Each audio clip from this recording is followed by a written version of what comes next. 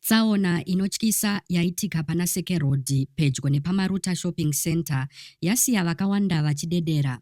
Isuzu Double Cab neHonda Fit dzabonderana paine mishumo yekukuvara kwakawanda uye kufa kwevanhu.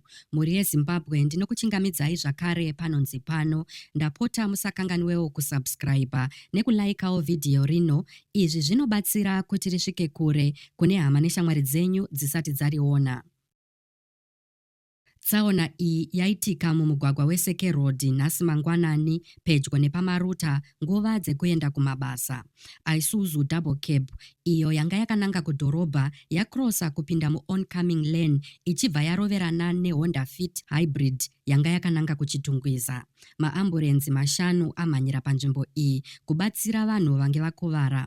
Kunyangwe hazvo ruzivo rwekufa rusina kujeka, kukuvara kwacho kwakakura sezviri kutaurwa pamasocial media. Vamwe vanoti mutyairi weIsuzu ndiye akonzeresa paapinda murong lane yeoncoming, asi vamwewo vanoti mutyairi weHonda Fit haana kuda kusuduruka kuti Isuzu ipfuure, zvisinei nekuti ndiye anga ane kodzero.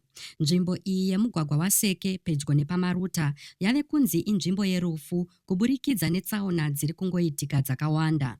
Vagari vemunzvimbo iyi vapererwa vachiti mugwagwa uyu unoda kugadziriswa nechimbi-chimbi semarobhoti anoshanda nesola kana kuti marabo strips kuti vatyairi vafambe zvishoma.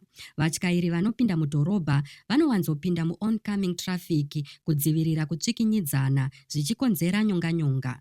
Njodzi iyi yamutsa zvakare kushushikana kukuru pamusoro pekuchengetedzwa kwemigwagwa, zvivakwa uye kuranga vatyairi.